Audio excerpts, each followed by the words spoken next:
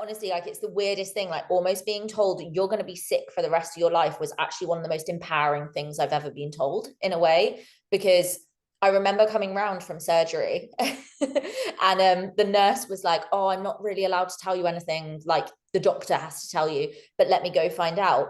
And she came back and she was like, I can't tell you more than, yes, you have endometriosis. He's going to come and talk to you in like half an hour or so. And I just burst into tears. And she went, please don't be upset. Like, there's treatments that we can help with. Like, we've done what we can. And I was like, no, it's relief. Like, these are tears of relief that I have an answer. I don't care if it's like, you're going to be ill for the rest of your life, because I'm now not crazy. Like, I've thought for my entire life that I'm just crazy, and I'm not. And it was almost like I could deal with being told I was sick, because actually it was better than just carrying on with no answers. Hi guys, and welcome back to the podcast. I'm your host Indira, and today I bring to you one of the most important and potentially impactful episodes that has ever been had on the podcast. I share with you a raw, open and authentic conversation with the incredible Lillie Bleasdale. She is now a New Balance sponsored athlete with London Marathon Championship qualification, her own coaching business at PASA, and a diagnosis of both endometriosis and adenomyosis, a condition which left her feeling lost, in pain and unvalidated from the age of 12 right up into her early 20s, where she was an advocate for herself and pursued the answers she needed. On receiving them, the diagnosis, and then later the treatment and correct treatment plan, she was able to transform her life. And not just because of what she was physically more capable of doing, but from a mental perspective, the validation of knowing that she wasn't crazy, her symptoms were real, and that there was a treatment for them, and life did not have to be how it was. So many women suffer in silence. In fact, these conditions are estimated to affect around at least 10% of the female population. And there's probably so many more women out there suffering with a range of other female-related struggles and challenges. But it doesn't have to be that way. And Lillie is an amazing advocate for that, demonstrating that yes, you know your body, you have a right to pursue what doesn't feel right, and that you should. This is an eye-opening conversation which definitely opens up into a more broad discussion around women and how society may have shaped us to perhaps not always take that front foot where we perhaps should. So to anyone out there who's struggling, this episode is definitely for you. And for anyone who's not, this episode is also for you, because you almost certainly have someone in your life who is, and they deserve you to be there for them. A massive thank you to Lillie for this authentic, raw and open conversation, and be sure to check out the links down below to find out how you can follow Lillie and PASA. Hi Lillie, how are you, and welcome to the podcast. I'm good. Thank you so much for having me. Really excited to chat today. And hopefully it's a good episode for everyone. Oh, I have no doubts it will be. It's great to have you on. I mean, yeah, you're an absolutely incredible woman. And yeah, everyone's going to find out why as we dive a little bit deeper into this. So I think first things first, I'm curious to hear from your perspective. How would you introduce yourself? This is so difficult. And honestly, every single time someone asks me, I'm like, I'm one of those classic like multi-hyphenate people that they talk about. That's like, what even is my job title? But I tend to say athlete and coach is kind of where I go. So yeah, marathon athlete and a women's specific running coach is kind of how I would put it there, I think. No, I love that, absolutely. And so let's get straight into things. What is this episode going to bring to people listening? What are we going to talk about? For sure. I think I'd love to speak about women in running and how it's such an expanding space, and how it's so exciting to see so many more women across the last few years taking up sport in general, but obviously running specifically. And then also I would love to talk around my experience with endometriosis and adenomyosis, and hopefully use the episode to help some women out there. I know when I was diagnosed, I found it a very, very isolating process. There's not a lot of information out there, about either of those illnesses, let alone when it then comes to training around them, running around them, etc. So anything that we can do to help a few women out there would be fantastic. Absolutely. I mean, yeah, it's a sad state of affairs with the kind of lack of resource, knowledge, research around women's health. And it's great to see things changing. It's great that there's people like yourselves advocating and demonstrating that, that these things don't have to be barriers, and creating a bit more awareness. But first off, what is endometriosis and adenomyosis? Yeah, absolutely. So endometriosis is when cells that are similar to the cells that line the uterus are growing in other places in the body, essentially. But when you have your monthly cycle, they swell and bleed just the same as the tissue in your uterus would, and therefore can lead to high pain and other symptoms as well. So a lot of women find kind of sickness, extreme fatigue, pain, as I mentioned, pain during intercourse, inability to exercise. And for a lot of people, it's discovered whilst kind of they're trying for children as well. So for a lot of people, it can lead to kind of fertility problems. And for a lot of women, it's during that process that they kind of discover that they have it as well. Adenomyosis is kind of referred to as like the sister of endometriosis. It's essentially when those cells that I've just spoken about actually grow into the wall of the uterus. So whilst for endometriosis, there's not really a cure as such. There's treatment plans, there's things that can be done, but there's no cure because in a lot of people, it will grow back over time. For adenomyosis, there is a cure, and that would be a hysterectomy, which is a removal of the womb, because it's contained within the womb itself. So therefore, removal is an option for people. Obviously, not an option that anybody kind of wants to take, but it's a little bit different from endometriosis in terms of kind of there is a cure versus there's not a cure. But in terms of the symptoms, they're extremely similar in terms of kind of pain, as I mentioned, extremely heavy periods, extremely painful periods, pain around ovulation as well. I think that's the biggest thing is a lot of people talk about it potentially being seen as doctors by extreme period pain, but especially for myself, it wasn't just when I had a period or anything at all. It was throughout the month as well. So yeah, hopefully that's a quick fire overview of what they are. Yeah, definitely. And I mean, I think just to take a moment to appreciate, how much that must impact on your life. No one likes that time of the month. And to have kind of similar symptoms or just constant pain and challenges all throughout time, that is just highly unpleasant. And it's like, just because you're female, that's something that can happen. And I mean, 1 in 10 women in the UK are allegedly affected by this, and I'm sure the numbers are actually higher. According to one study. I mean, it's just a lot, isn't it? It's crazy. And I think also one of the things that I'd really like to cut through is, and again, none of kind of what I'm saying is because of like lack of knowledge from people at all. It's just because people don't know enough about it. But there's a vision as well that kind of once you've had treatment or you've had surgery, you're kind of fixed and that's it. And endometriosis doesn't necessarily exist for you anymore. However, that's really not the case for a lot of women. There's ongoing treatment, further surgeries because it grows back, or ongoing things that they still have to combat. Life potentially might be better after surgery, but it's not 100%, if that makes sense. And I think there's a little bit of a kind of false narrative through nobody's fault at all that kind of surgery fixed, that's it, if that makes sense. So yeah, I'd love to kind of chat around my experience a little bit more. And I think the biggest thing to say as well,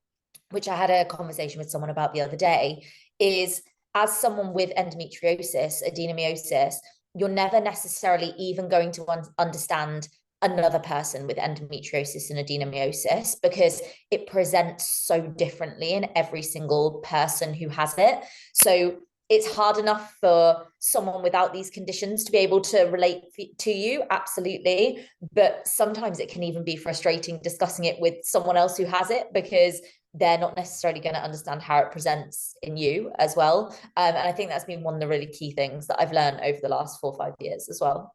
Yeah, no, definitely. I mean, that must be something that can feel so isolating and so frustrating as well, especially, going through, say, the healthcare system in general. There are quite a lot of different stages that you have to go through and trying to explain yourself and match up symptoms. And they're just, I think maybe it's a female thing. Women maybe are just, there's more variety amongst us than men. I don't know. Or either way, yeah, no one person is the same. And yeah, so do you want to talk us through maybe some of your experience then? Yeah, absolutely. So I guess the best place to start is probably where I noticed there was a problem and how I was then diagnosed Yeah. as well, because I think that opens up kind of a lot of the questions that then people will probably be asking as well. So in terms of how I was diagnosed, I guess it really starts kind of when I had my first period, back when I think I was about 12 years old when I had my first period. A horrific experience, like comedic, was in tennis whites playing tennis Oh, at no the way. time, which is just like classic. One of those things that as like a kid you're like petrified of and then happened, but never mind. And just from my first period, they were horrific, like super heavy, super painful. My moods were just like out of control as well. And through no fault of my own necessarily, but I really, really experienced the mood swing hormonal side of things very difficultly. And in terms of kind of the pain and how heavy they were as well, like I would be sleeping with a tampon in, with two pads in and a towel on the bed and still bleeding through like everywhere. It was not a pretty sight, let's put it that way. And yeah, I spent maybe a couple of years just being told it's normal, kind of get used to it, this is what a period is. And as I kind of neared more the age of kind of 14, 15, it became apparent that this was just really affecting my ability. I gave up dancing because it just like wasn't possible when I was on my period to be in a leotard and do things like that. So I started having to give up elements of my life, which is when I kind of became apparent it wasn't going to be sustainable. And then from there, I was placed, basically the only option I was given by a GP at the time was, you have really painful periods, let's try putting you on the pill and see if that calms it down for you. And then I probably spent 3 or 4 years going through every available pill to try and make things better. I actually got to a really good place with the progesterone only pill. That really worked for me. So what's kind of referred to as the mini pill, where you take it all the time, like 4 weeks, you don't have a break from it. That worked really well for me, really reduced my periods pretty much to not having them at all.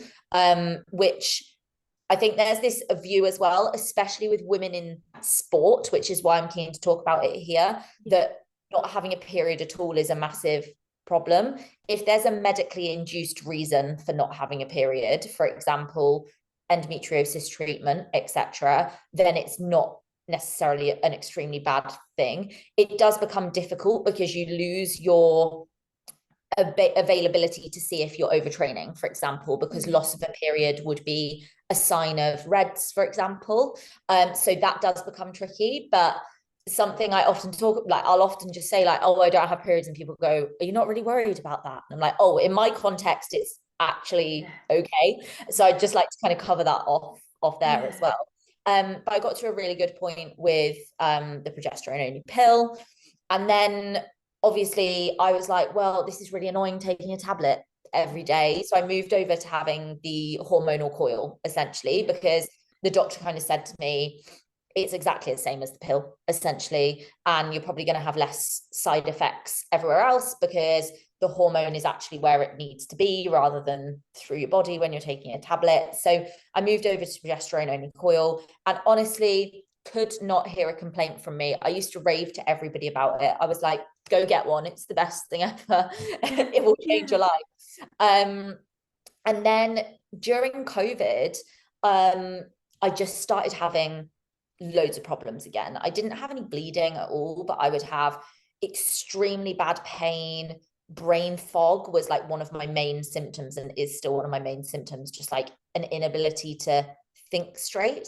My mum words it really well. She often said that when I was younger with my periods, it was like I had my fingers in a plug socket, and I just, like, my brain couldn't switch off. It was all over the place. My hormones just wouldn't let me think straight. But basically just started noticing a lot of these symptoms, like extreme pain after intercourse and things like that as well. And it just didn't seem normal to me. I went to the doctor so many times with no kind of answers. It's normal. Here's some better painkillers. Take naproxen when it gets bad. I got to a point where I was taking naproxen every single day of my life, 3 times a day, which is just not a sustainable way of living at all. If you think you've got brain fog, then try taking naproxen on top of it, and you're like, I'm on a different planet to everybody else. But randomly one day, I was just scrolling through Instagram and I stumbled across a girl posting about endometriosis. Genuinely, this is how I found out about how it exists, and is one of the reasons why I'm open to and love talking about it so much, is because the platform helped me find out what it is. And then I remember looking it up on the NHS website, and my sister's a GP, and I sent her the page and I was like, do you think this could be what I've got? Like, the symptoms are so similar. And she kind of replied and was like, I've never thought about it, but yeah, absolutely, it could be 100%. So I then kind of went back to the doctor armed with my NHS page on my phone, being like, this is what I have, I think, like, can you help me? Obviously, with it being COVID at the time as well, all the systems were very backlogged. They weren't seeing people in person if they could help it.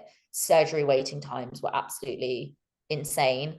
And unfortunately for me, it got to a point where life really wasn't livable anymore. I very much like couldn't function on a day-to-day basis. I was relying so heavily on painkillers that it just kind of got out of control a little bit. And I made the decision, because I was told the wait could be 3 to 4 years to be even seen. I made the decision to access the private healthcare system at that point, which is something I'd like to kind of flag and say now is something I'm extremely grateful to have been able to access. I'm very aware it's something that not everybody has the ability to access from a financial point of view, which extremely frustrates me, because at the moment it seems to be the key place where people are actually being able to access the appropriate care for these illnesses. There are certain regions of the UK where the NHS does have endometriosis specialists, adenomyosis specialists, and specialist units. Bristol has a very good one, I know, for example, but that's not the case for the majority of the country. And for me, that access to private healthcare was an absolute lifeline. I, for context, went from first appointment to potential surgery, could have been 4 weeks, but I waited longer because of timing when I wanted to have it. I basically wanted to have it over Christmas when I could take time off work and things like that. But yeah, from there I had a laparoscopic excision surgery, which is kind of the gold standard of being able to diagnose endometriosis and also then remove the endometrial tissue as well. It can grow back. As I said, there's no necessary cure. But for me, that was how I was diagnosed. For some people, it may show up on MRIs, ultrasounds, but for me, there was nothing there on MRIs or ultrasounds or anything. So was diagnosed that way. And coming out of surgery was also diagnosed with adenomyosis at the time as well. And then put onto a hormone treatment called Dienogest, which at the time was only available privately, but I believe now is starting to be used in the NHS, but in very, very severe cases. But my treatment is kind of ongoing.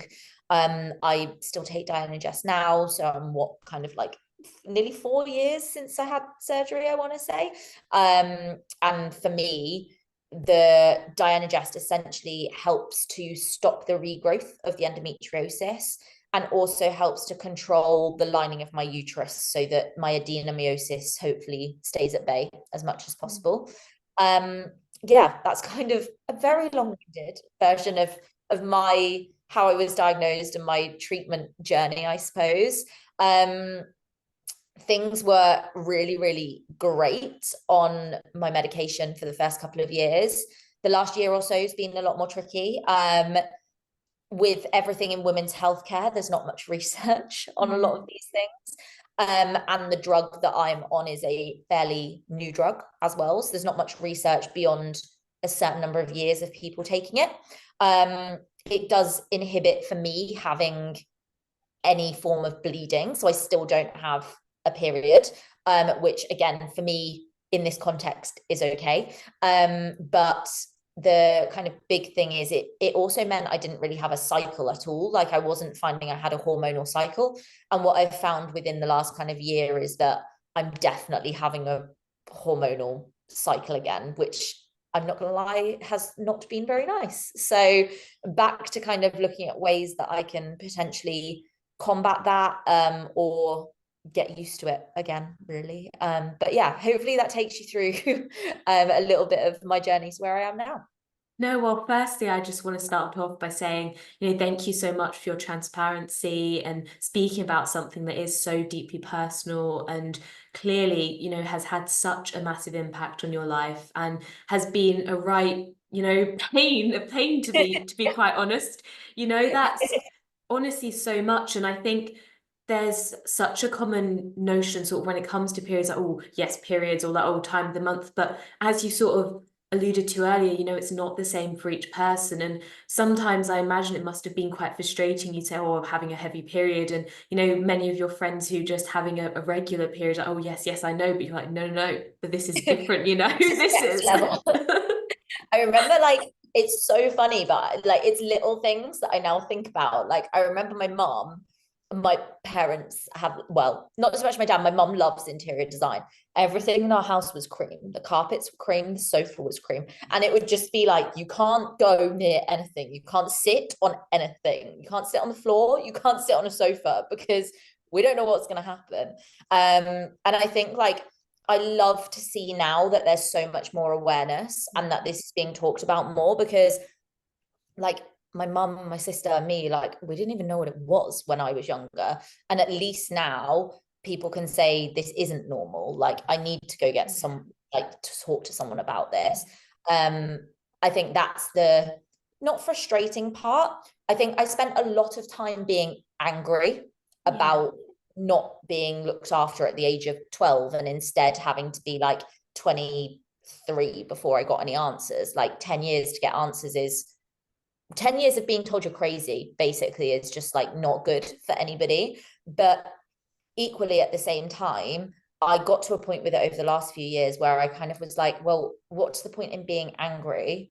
At least we can look back now and say, hopefully for the 12-year-olds of the world now, there's more information and research because people like myself can talk openly about our experience, that hopefully they'll be listened to sooner and they will be cared for sooner. And for me, I kind of really had to pivot that anger and annoyance into how can I do good with this? So when you talk about thank you for sharing your story, I've always said if me talking about it or answering one question for a person about how they can help somebody or anything means that one less person has to explain what they're going through or can understand what they're going through, then to me that is absolutely worth it as well. No, thank you so much. And I guess then you slightly brought it up at a point that was kind of at the back of my mind, was very much that, well, number one, uncertainty is the most challenging to deal with. It causes an insane amount of stress not knowing.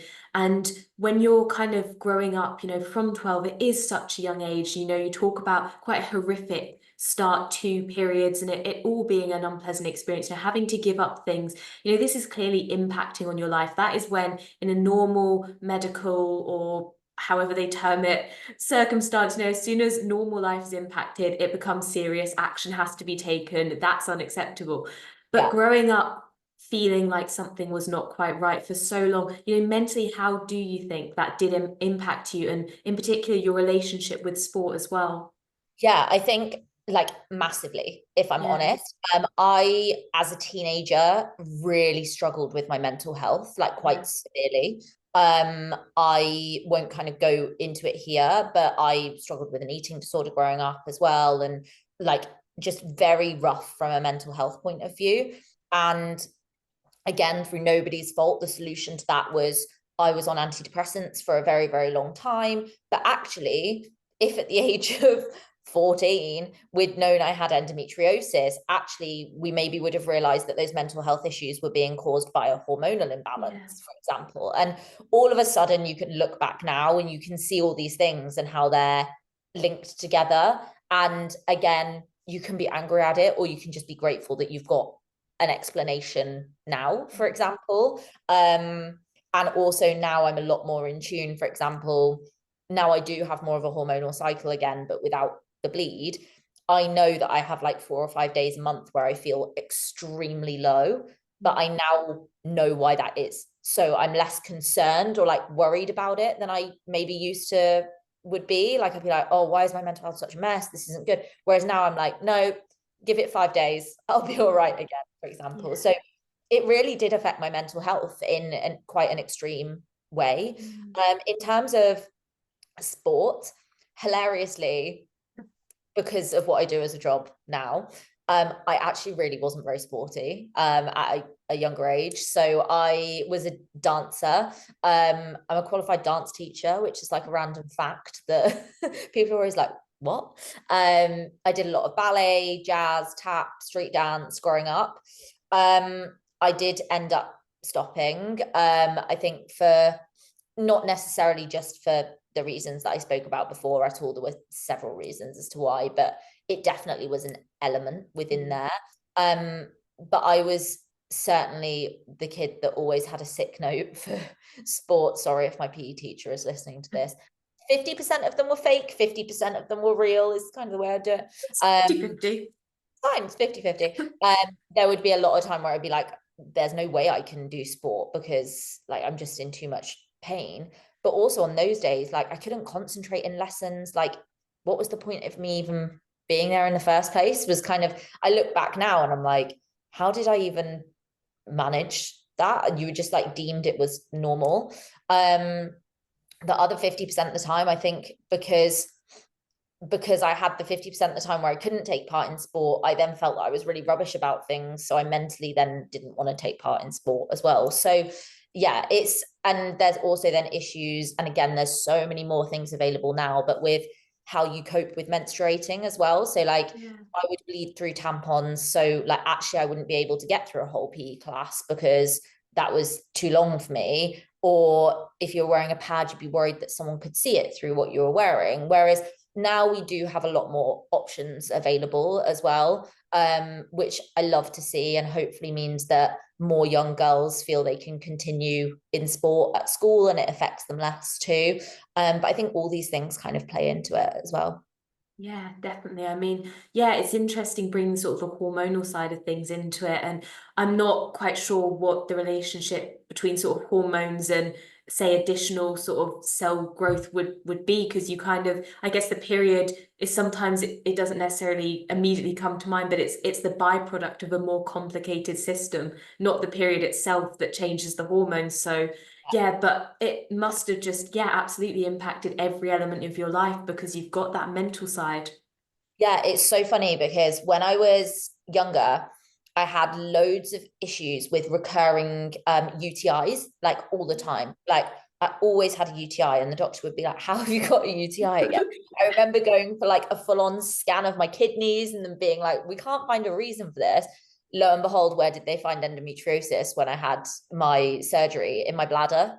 And so, like, you look back and you're like, wow, all those years where we couldn't work out why I pee all the time, it was because there was endometriosis irritating my bladder. Like it's, you look back at all these things and everything just all of a sudden fits together and like makes sense again. So yeah, I think one of the things is that people see endometriosis as a menstrual disease, a menstrual illness, like something that is just to do with periods, and it's not at all. Like endometriosis has been found in the brain, it's been found in the diaphragm, it's been found everywhere. I had it excised from so many places when I had my surgery. So I think that's it's great that people are talking about it more. Fantastic, but also making sure that people are aware that it's not just to do with periods as well is really important too. No, I'm glad you brought that distinction out, because it is so great. Awareness often starts off, but it's certain pieces of something will sort of make it to social media, and small parts like that can get forgotten. And yeah, I mean, that it just, yeah, the list seems to continue. I mean, this really is more than just bad periods. It's a whole life It's a affecting. whole body inflammatory disease at the end of the Yeah. day, which, you know what, I'm happy even if we're viewing it as a menstrual illness, because I'm like, at least it means people are talking about it, and this is great. But there is so much more to it as well. And I think the hardest part of it is that the experts in it are the people that have it as well, because we're the people who understand what it does to you, how you go through it. And I would love a day where there are so many more endometriosis specialists, like in the NHS, in our healthcare system. But a lot of the time, people I know are having their surgery done by a general gynecologist, for example, and they're being told, you've not got endometriosis at all, we couldn't see anything. And then they're going for a second kind of opinion with an endometriosis specialist privately and being told they're riddled with it. And it's that lack of, and it's nobody's fault, because what is in the kind of education system when you're becoming a doctor, for example, like, I don't know, because I'm not a doctor, but actually we need more people who want to go into this specialist healthcare space, because without that, we're then not going to have the specialist doctors to help people as well. Yeah, and it's really interesting you say there, most of the people who are an expert in it are people who've had lived experience of it. Well, it being something that affects women, that already cuts out 50% of your available people to be an expert in it, potentially, in some ways there. And maybe that is one of the reasons that women's health is, on top of all the already existing reasons, maybe that's an additional factor why sometimes it just doesn't get quite as much attention and time as general health. Yeah, absolutely. It's so funny you say that though, because then my specialist surgeon is a guy, and Of course. and you're just like, oh, he's fantastic, like, honestly.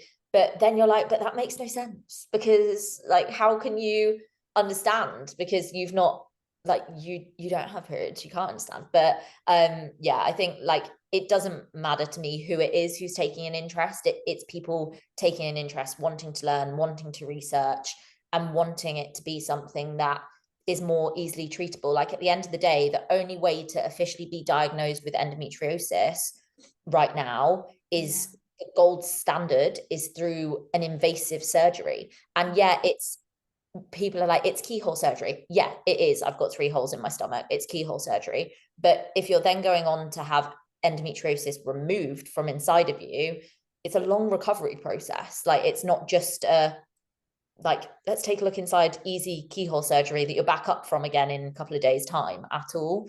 So I think it's just changing these stigmas and understandings around things too. Oh yeah, absolutely. I mean, surgery is always a last case scenario situation, and it is something, in for a surgery, out for a surgery. But it's a big deal, it's a big situation. It's invasive, it's going in, it's not simple, it's not pleasant, it's not ideal. And just want to say as well, we have got more than 10 minutes. I'll just have to restart the meeting, just as No worries. All good. but you also mentioned there you're the person who treated you being male. And a lot of women and girls, maybe they don't want to go see someone because perhaps it's a male. How do you, what are your thoughts and feelings on that? And Yeah. I think I come from a very medical family. So my mum is a nurse and my sister is a doctor. And I think I, from a very young age, grew up with my GP was a male. Like, my mum knew him really well because my mum was a nurse in the local area. And like, for me, I don't have an issue with seeing a male. I just want to see the person who can best look after me. And that is really important to me, is just having the best person to look after me. But I do think it is important, and I do kind of think, like, obviously, if you don't feel comfortable having an investigation done by a male, or a scan done by a male, or surgery done by a male, like, obviously look for female alternatives. Absolutely advocate for yourself, and like, that is the biggest thing with endometriosis is just you constantly have to advocate for yourself, and you'll constantly be asked for like evidence. I remember the first time I went in, them being like, okay, well, we want you to go away for 2 months and make a symptom diary. And I was like, nope, I've done it already, have it. Because I was like, I'm not going away for another 2 months. Like, I've been writing this down. And it is just advocating for yourself is the biggest thing. But obviously that is going to affect, especially in the NHS, like waiting times. Like if you want to see a female specifically, that is going to affect potentially how long you have to wait for things, for example. I was actually at GP surgery this morning for an appointment, and I overheard someone saying, oh, I don't feel comfortable, I wanted to see a female doctor, and being told that she'd need to come back in a few days' time if that was the case, for example, which I can absolutely understand that there are reasons why you would feel more comfortable, but I think as long as you say that upfront at the beginning, hopefully they can be aware of that, and then hopefully it doesn't hold up the process as much. I'd love to know how many like male specialists there are versus female specialists. I've got no idea whatsoever, but yeah, mine just happens to be male. Mr. Sepov, he's a legend. A shout out to him. And yeah, for sure. I mean, I know everyone I know who's spoken about going to see a gynecologist has always referred to a he. So I'm yet to come across someone who's got a female specialist in that area. Maybe it is a real male dominated area. Who knows? Right, we need some stats on this. We need we'll get there. We'll get to the bottom of that. So we've got to the kind of the main thing. This is more than just a little bit of a side diagnosis. This is a whole life impacting, lifelong condition, or disease, as you mentioned. So you talk about kind of taking a sidestep from sport, going through sort of your youth. Obviously now you're an athlete full time, you're a coach, you're a business owner, you're doing it all. You run marathons, you've done it all kind of through this whole process and situation. How did you go from, 50-50 keynotes to running, and how have you been managing it alongside of your whole kind of journey to this point? Yeah, for sure. I always say when I like do these like talks, podcasts, interviews, is my friends think this is like the funniest thing on earth, because I wouldn't run for a bus. Like, no, not happening. So it is very odd in terms of how it happened. I moved to London straight after school and did like no exercise at all for like 2-3 years, and then just realized that I was getting really unhealthy, to be honest. And a girl that I worked with worked on Women's Health magazine. I used to work at like a magazine publishing house. She worked on Women's Health magazine, and they were starting a women's health running club, basically. And I was like, you know what? I'll go along. I'll try it. And like me and the girl that I knew would be at the back, like walking because we couldn't keep up. Like it was a 5K, and I honestly like could not do it whatsoever. But I just kept persevering and going back and going back, and actually ended up really enjoying it in the end. My sister and I then sadly lost our grandfather, and we wanted to fundraise some money for charities that had helped him throughout his cancer diagnosis. And we were like, what would people pay us to do? And the idea of us running was genuinely hilarious to people. So we did this challenge where we did like a race every month. It was like 5Ks, 10Ks. I think I did one half marathon as part of it. My sister hated it. I loved it, thought it was great, ended up signing up for a marathon the next year. Everything spiraled out of control, and now here we are, basically.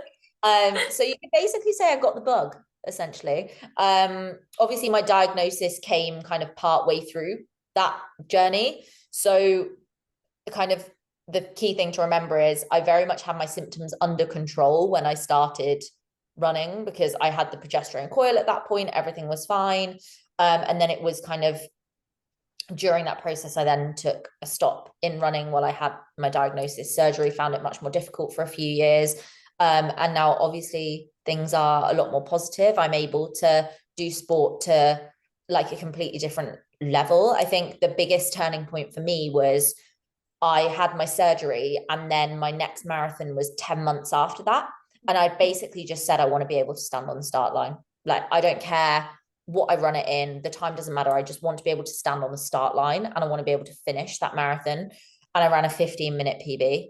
And I think it was at that moment that I realized how much of an impact this illness had been having on my life. The fact that I'd had that surgery diagnosis, come back, and been able to run to so much of a better level, it all of a sudden kind of made me realize the impact that it had really been having. Yeah, so it's been a journey.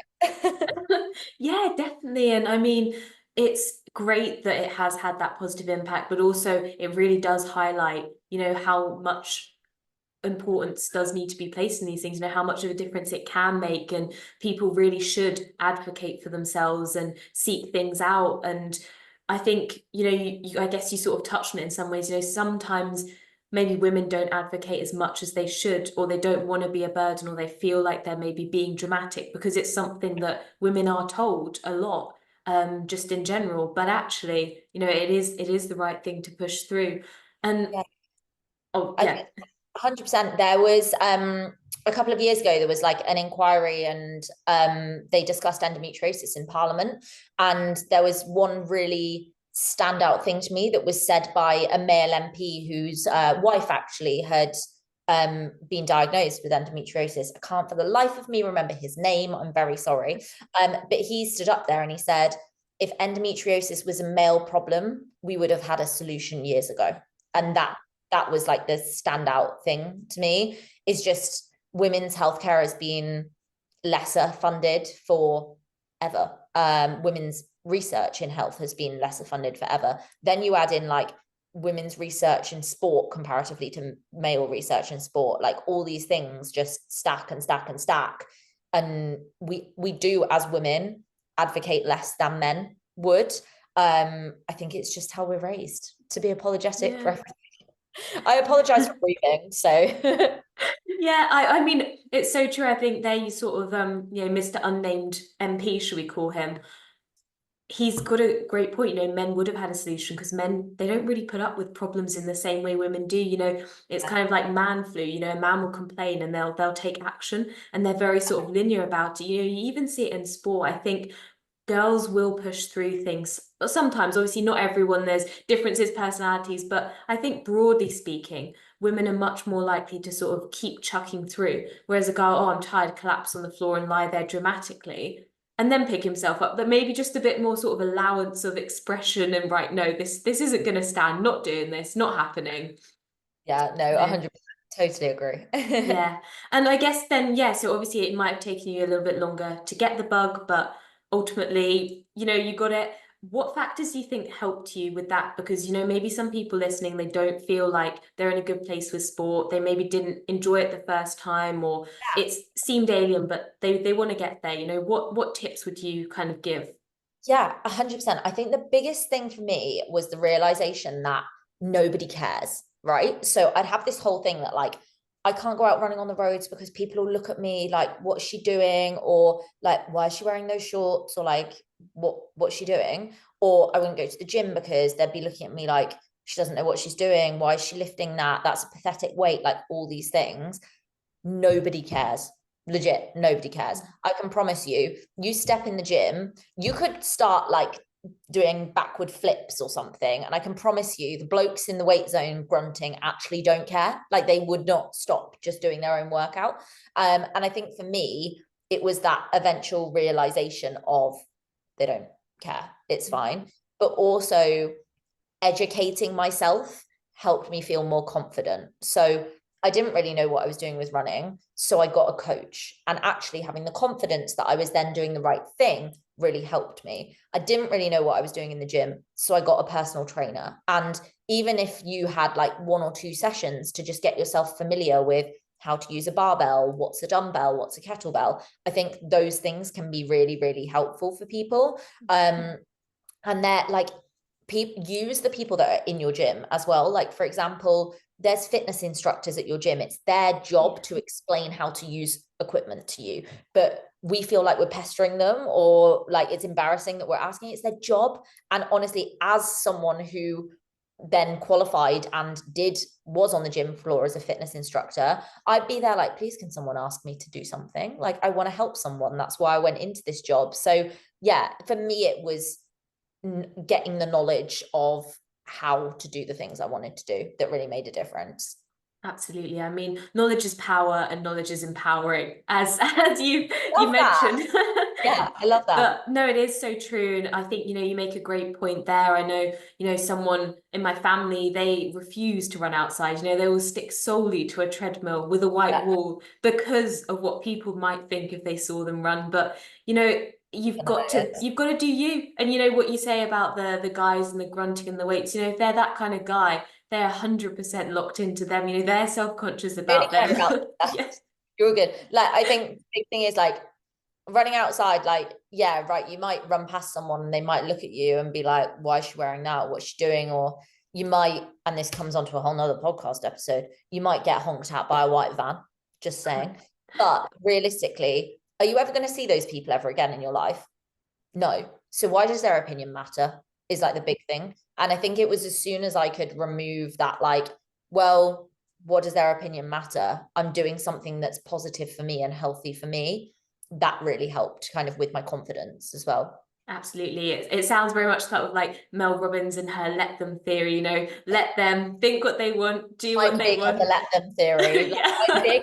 I actually annoy myself sometimes. I'm big on the let them theory and I'm big on that everything happens for a Oh, reason. yes. Hate me for it. And I'm like, no, no, no, trust me, everything happens for a reason. Then someone will say it to me and I'll be like, how dare you say that? No. 100%. Literally, I feel like, life just happens. You either go with it or you go against it. So you may as well buckle in and do what you May as well can. buckle up and carry on the ride and see where you end up. But no, I think like again, it kind of pulls back to what I was saying about I spent a long time being angry and Mm. actually, well, what's the point? But also like everything happens for a reason. Why did I go through all those years? Well, because I now have the resilience against a high level of pain that means I run marathons as a job. Like I do think to an extent people are like, oh, how do you push through the pain when you're at mile 20? And I'm like, kind of programmed to do it, to be honest. Like it kind of all makes sense as to why I ended up here when I look at it that way. Yeah, I mean, that's so lovely. You kind of bring that side of it because well, firstly, as well, I think, it's great that you mentioned sort of the feeling angry there because sometimes I think there is a pressure on society that we should all be so, so grateful for everything, which, 100%. But I think it's okay to feel angry and it's normal to feel angry and annoyed. And that is part of the process. You have to go through it before Yeah. you can start to see, as you sort of bring out there, maybe some of the silver linings that come with that black cloud, but there's still a black cloud there, Yeah, like my diagnosis came with some really rubbish things. Like it came like I was diagnosed and it ended the relationship that I was in at the time. It like and started arguments with people. It meant that I had to have difficult conversations with friends about what support I needed for them going forward. It meant that I had to relook at how my training worked, blah, blah, blah, like all these things. Yeah, they were rubbish at the time, but I wouldn't be where I am now if those things hadn't happened. But equally, it's okay to be angry about those things. And I think maybe I was just a bit angry for a bit too long and I should have flipped it a bit sooner. But we got there in the end. So it's fine. Absolutely. I mean, everyone's on their own journey and you can't force it. Things have to take the time they take. And I mean, let's talk about the now then. You are out there, you are running these marathons, you just smashed it at the recent half you ran. You talk about as well, just then sort of making some changes, maybe making some adjustments and adaptations in your life. So having the diagnosis, having built up the knowledge you've built up, walk us through what kind of changes you've been able to make and implement into your training and life. Yeah, I think like the biggest change for me is that just before I was diagnosed, actually, I left my job and went self-employed. And for me, having the flexibility over my own time and when I do things is really, really important. So for me, I just became very aware that like a standard 9 to 5 job was no longer going to work for me. And that was two reasons. It's because I didn't want to do that job anymore and I wanted to set up my coaching business, but also it's just not how I function as a human being. I could perform very well on the Sunday because I'd been feeling not great Thursday, Friday, Saturday. And actually, I think the biggest change I've made is just embracing the days where I don't feel great. The last 2, 3 days, I haven't been great. My productivity has been not great. And that previously would have really, really stressed me out. However, now I know that next week my productivity will be twice as good as it normally is. And actually, I will be able to catch back up on things. And I need that flexibility that self-employment gives me to be able to do that. And I'm sure that there are employers now who are much more open to helping with those adaptations for people like myself. Absolutely. But for me, it's been a really key factor of helping me live my life with this illness 100%. From a training point of view, I'm stubborn is the issue. So like if I'm told I need to, this is what my week looks like, I'm like, this is what my week will look like. But I do try to be a bit more flexible with things. Like, for example, I normally session, so like harder run on a Tuesday and Friday. And we might make the decision actually to move an easy run up to the Tuesday and move my session to the Wednesday if I'm not feeling 100%. However, for me, whilst running can be hard, it actually makes me feel better, if I'm really honest, which sounds a bit crazy and twofold. To explain, if I'm in a large amount of pain, going and doing an interval session or like a 20-mile long run, not going to be helpful. But going out the door and running 5-6 miles at a really easy pace can actually sometimes help to ease off my pain as well. So for me, it's just knowing and explaining kind of what my body needs and what I can do, and just helping myself to be a bit more flexible and adaptable. And that does mean that sometimes I end up getting to a Saturday and having to say to my friends, I'm going to be an hour late because unfortunately I couldn't do my session earlier in the week and I've had to move it to now. But I've also, just after I got diagnosed, I also kind of, this sounds a bit unhinged. I promise I'm normal. It just sounds a bit unhinged. No, we love a bit of that. Yeah, I also feel like I cleansed my life of people that just weren't gonna be helpful, basically, like who brought any level of negativity to my life, who lacked support in any way. And don't get me wrong, I have a much smaller group of friends now, but I have a group of friends who would ride or die for one another and who understand. I would never feel guilty explaining to them, I can't come, I don't feel well. Or I would never feel guilty saying to them, you know that I've got the marathon in 4 weeks. I'm going to have to prioritize the fact I need to get this run done today because I couldn't do it because I didn't feel well earlier this week. Can we move things out by an hour? I'm now surrounded by people who get that and understand that. And that is probably one of the most empowering things that I've done for my life, is just make sure that anybody who's in your world is bringing positivity and bringing understanding is the biggest thing I would say. That's really made a difference. Sounds slightly unhinged. I didn't just turn around to people and go, bye, I promise you. It was just there were opportunities to step away from certain groups, and I chose to go with those opportunities to step away from those things. No, that's amazing. I think what I'm really hearing here as well is actually that this diagnosis process and journey and discovery is enabled you to actually find that self-acceptance, self-love, and really stand up for what you need to be and who you really are. And I think it just shows that you didn't know about this condition that you happen to have, and it crept out into every aspect of your life.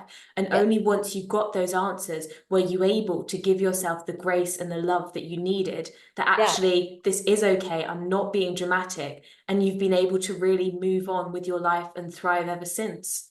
Yeah, I honestly, like, it's the weirdest thing, like almost being told you're going to be sick for the rest of your life was actually one of the most empowering things I've ever been told, in a way, because I remember coming round from surgery and the nurse was like, oh, I'm not really allowed to tell you anything, like the doctor has to tell you, but let me go find out. And she came back and she was like, I can't tell you more than, yes, you have endometriosis. He's going to come and talk to you in like half an hour or so. And I just burst into tears, and she went, please don't be upset. Like, there's treatments that we can help with. Like, we've done what we can. And I was like, no, it's relief. Like, these are tears of relief that I have an answer.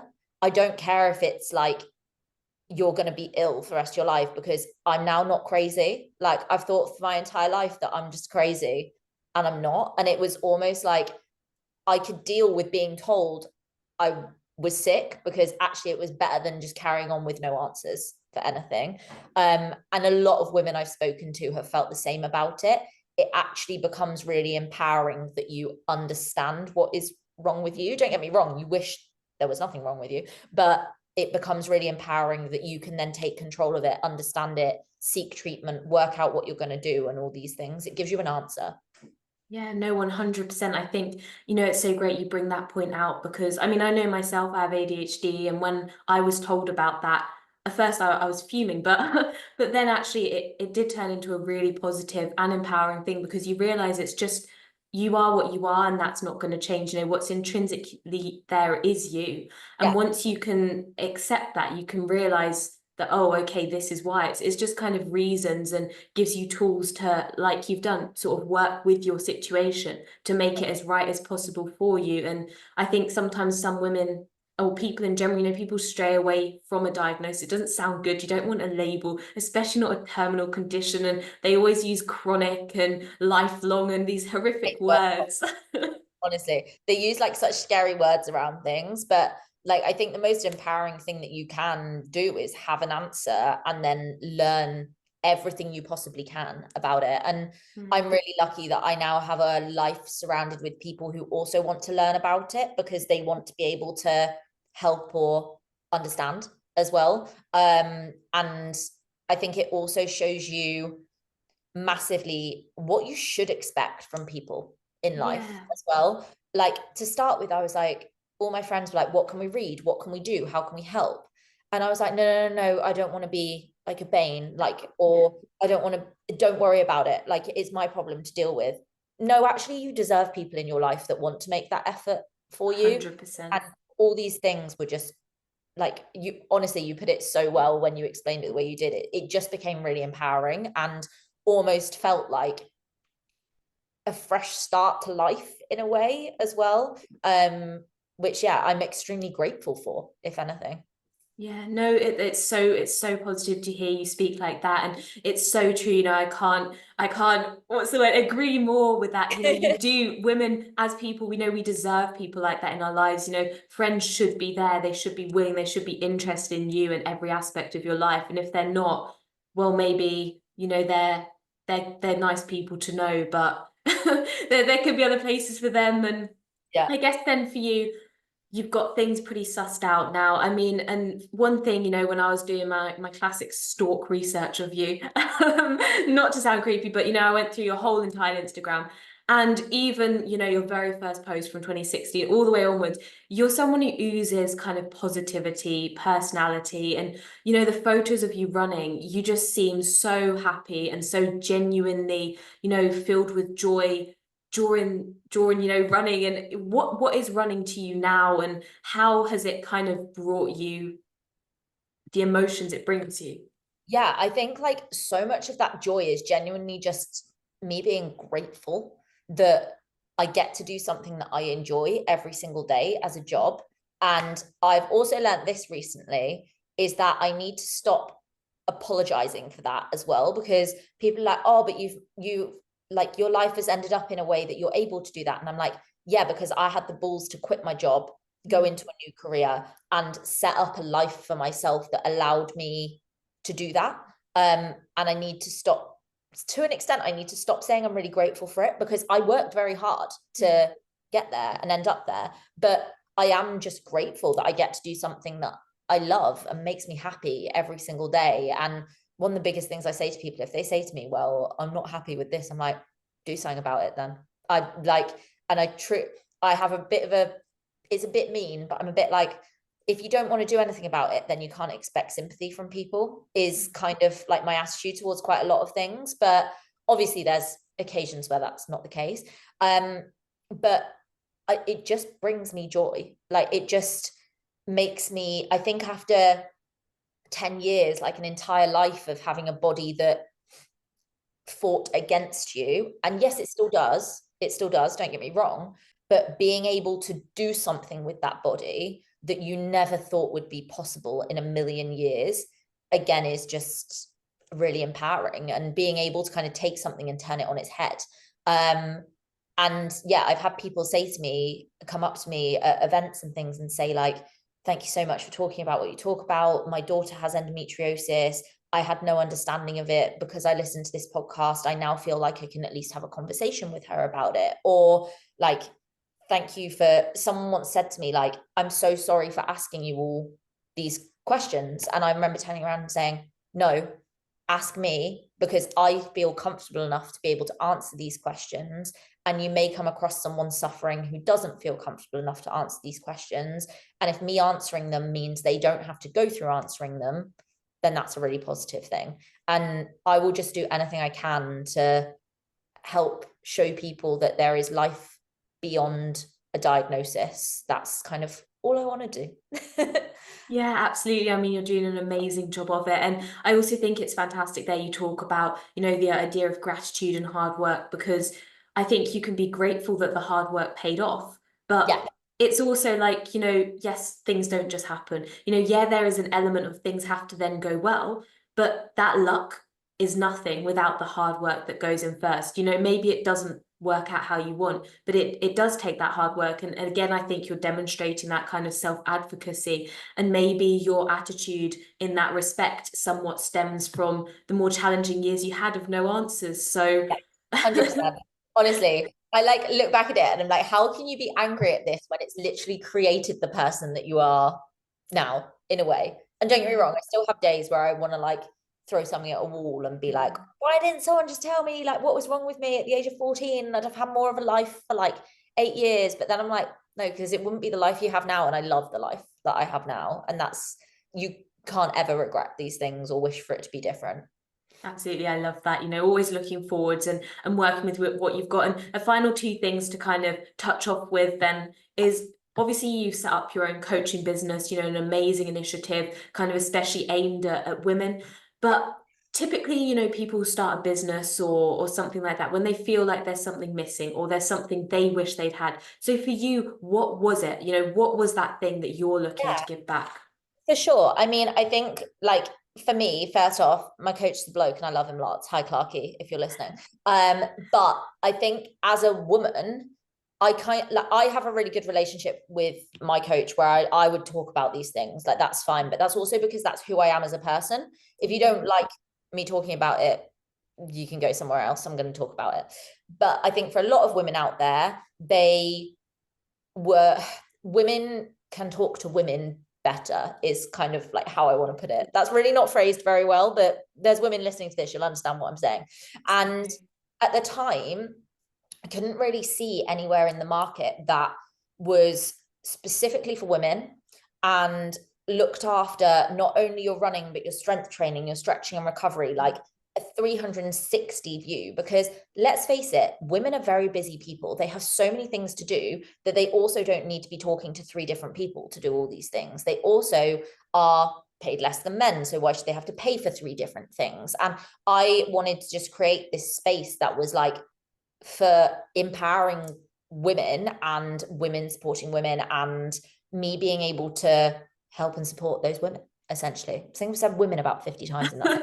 But that was the literal reason why. Like I feel so lucky that every single day I get to change people's lives. Like genuinely, like going into personal training, fitness coaching, run coaching, any of these things. I came from a background of personal training, and like you are changing people's lives. And we have people on the team at PASA who will never run a race ever in their life. They simply want someone to keep them accountable to getting out the door 2-3 times a week for their mental health. Fantastic. We have girls on the PASA team who want to run qualifying times for insane marathons. Fantastic. The one thing I wanted it to be was for everybody and for your goal to be our goal. I'm not the kind of coach that's going to turn around and say, this is what I think you should be doing. Unless you ask me, then I'll be like, yeah, okay, this is where I think we could take things. But we're not there to turn you into an Olympic athlete unless you want to be turned into an Olympic athlete, if that makes sense. But yeah, the idea was to just create this wholesome, welcoming space where women could feel supported from all angles and feel empowered by their training as well. Absolutely. No, I think that's brilliant. And I think it's also so great you touched there on letting people do what they want to do and accommodating for all levels, because I think, there are a lot of women out there who they don't want to be an athlete. That's not what they're interested in. They want to be able to hoover without back pain. They want to be able to put on a dress when they're going out and feel like they own their body. They want to be able to be fit and healthy and yeah, that's great that you've kind of incorporated that element in there, because that it is a bit more unique. 100%. And I think one of the biggest things like people always say to me is like, I'm really honest with it as well. Like we'll have people come to PASA and like they'll inquire and they'll be like, I've never run before, but I want to start running. I will literally tell them we're not the people to help them. Go and do NHS Couch to 5K first, That because thing is good. there's no point you spending your money on me, who's basically going to give you our version of NHS Couch to 5K. Pointless. Go do that. Spend the money that you would spend on me on a really decent pair of trainers that are the correct ones for you. Come back in 3 months' time. We'd love to help you. But I'm really honest about like when we are right for people, when we're not right for people, when there's better routes for things as well. Because I went into it to help people, like not to. I don't want to fake help people. I want to actually help people. Yeah, no, that's so refreshing to hear. You know, I always say, you know, health and fitness industry, it's an industry, not a charity. You know, they're there to make money at the end of the day. You know, they'll give you enough for a short term, but not enough so that you don't keep running back to them. And it is great to see that, you know, you've got at the heart of things trying to make a positive difference for people, for sure. Yeah, definitely. And I guess finally, yeah, we've kind of rumbled over a little bit, but a few kind of questions to finish off with. On a hard day, you know, a day when maybe things do get the upper hand, let's say, what's your approach to that? Acceptance is the biggest thing, and I'm terrible at it, but I'm trying to get better. Just accepting that it's a bad day, having to move on from it, to be honest. I very much try and park the end of the day as the end of that day and wake up with a fresh mindset the next day. Yeah, acceptance, which is brutal, but yeah. Necessary acceptance, Yeah. absolutely. Such an important trait to have. And for you, reflecting back on things, what's the number one thing that you think you wish you'd known at 12? I think I'd wish I knew that endometriosis existed. And I wish I knew that adenomyosis existed and that what I was going through wasn't normal. And I really hope that within, like, if I ever had kids within their lifetime, that they are taught these things during that kind of education at school as well, so that they can advocate for themselves. And I just really hope that me speaking up about these illnesses hopefully means that more people do know that they exist and therefore can help the 12-year-olds of the future. Absolutely. And for you, the most valuable thing that you've done for yourself throughout this process? Stopped apologizing for everything. Love it. Love it. Yeah, kind of like what we were saying is like created a world that works for me and stopped apologizing for doing that as well. Being grateful for the people I have around me and like not being sad that some people just weren't the right people for me. Like I shouldn't have to wake up and apologize for needing help and support. Like you shouldn't have to do that. So yeah, creating the world around me that is going to suit me and help me with my life, probably. Yeah, absolutely. It is about making things work for you and taking, I guess, the lead in doing that, because yeah, no one else is going to do that. And that is something you've shown so brilliantly. And final question to close off with, what is one question you wish you were asked more? Oh, that's really difficult. People get thrown by this one. What's one question that I wish I was asked more? Oh, that's so difficult. It is hard, isn't it? How, as a female, should I differ my training from a male counterpart? Oh, I like it. Juicy stuff. I love talking about like how women aren't just smaller men and like how things should change. But the answer to it at the end of the day is that that's going to be different for every single woman because we all are different.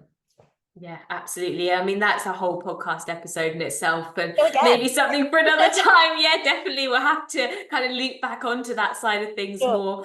But no, I think, you know, today it was fantastic. We've covered in a lot of depth sort of endometriosis, adenomyosis, kind of really you've demonstrated what a holistic condition that is and how impactful it really can be, but also at the same time that with the right sort of treatments in place and the right knowledge, that actually it can be something that can be worked with. And you are an athlete, a professional athlete, you are a business owner, you are someone who runs marathons, half marathons, and runs them fast.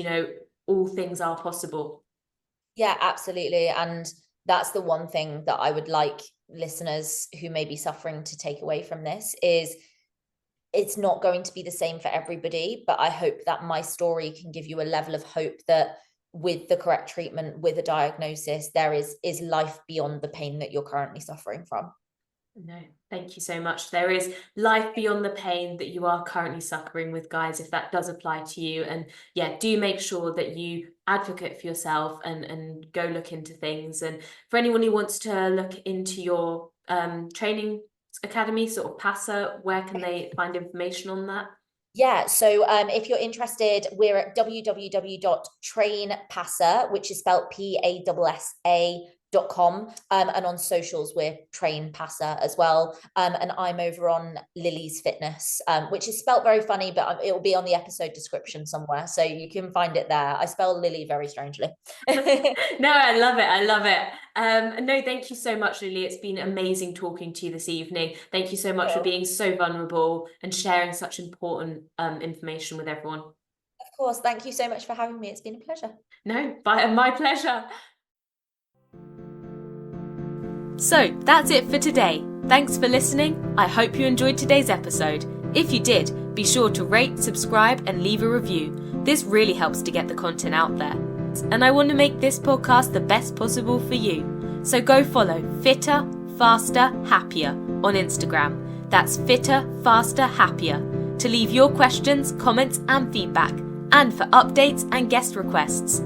All the best for the week ahead, guys. Run happy, live happy, be happy.